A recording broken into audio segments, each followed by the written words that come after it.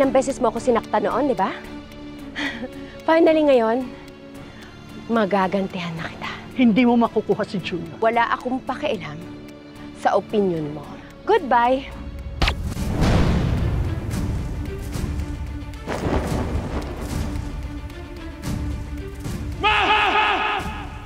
Mami, look, oh.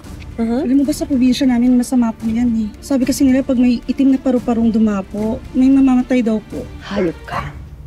Ikaw ang dahilan ng lahat ng to. Sinira mo ko. Hayaan mong sumama sa amin si Junior. Hindi!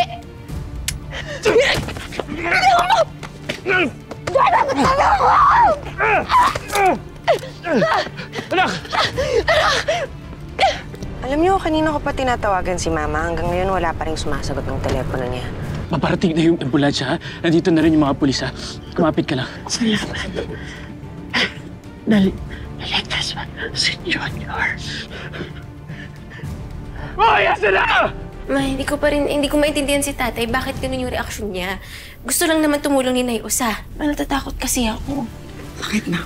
Baka kasi bumalik si tatay sa dati niyang buhay. Buhay ng isang kalasag.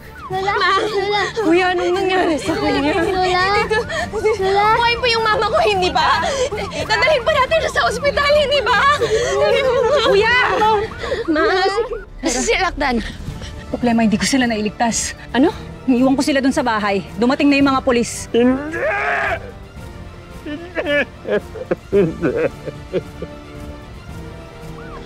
Anak. Ako po yung tatay. Anak.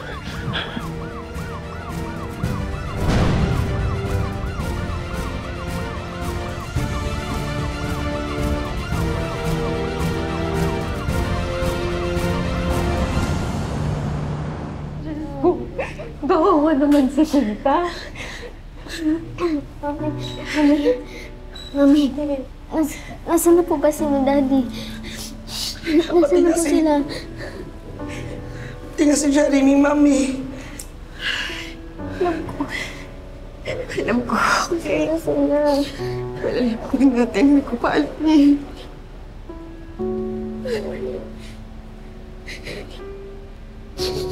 Hindi po ganda ng yung anak. Wala yun? Jeremy! Ayun. Ano bang nangyari? Huli na kasi ako dumating. Susundin ko sana si Kausa. Bakit? Nagpunta siya sa inyo para kausapin ka. Si mama na niya yung naabutan niya. Christy, hindi ko na siya nakausap ulit. Patay na si Kausa. Gusto ko na yun. Sino naman gumawa nito?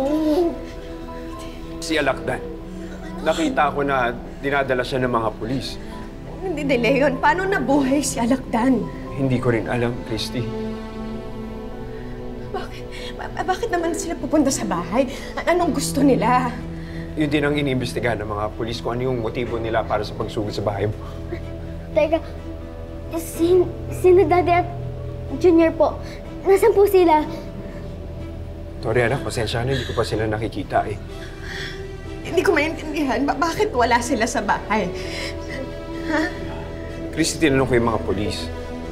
Ang sabi ng mga pulis, hindi daw nila nakita si Jordan saka si Junior. Mami, baka napano na po sila, Daddy. Mami, natatakot po ako. Ano, makatatag lang tayo, ha?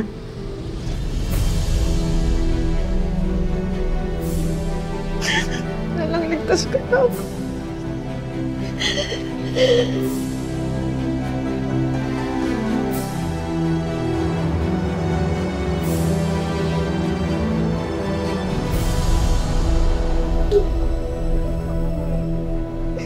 So, kailangan hintayin natin yung doktor. Dok, Ate Missy, pasuyo naman si Jeremy. Dok, kamusta ba si Mama? Nasa loob pa siya ng operating room. Ginagawa ng surgeon ng magagawa niya para matanggal ang bala sa katawan.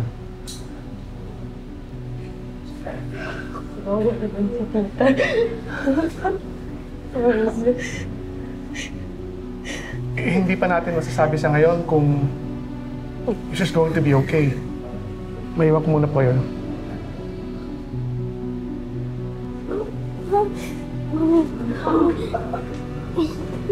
Hindi pa nila alam kung magiging okay si Lola.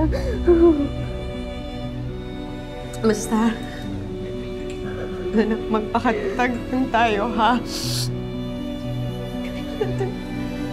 Kaya ng lola mo to.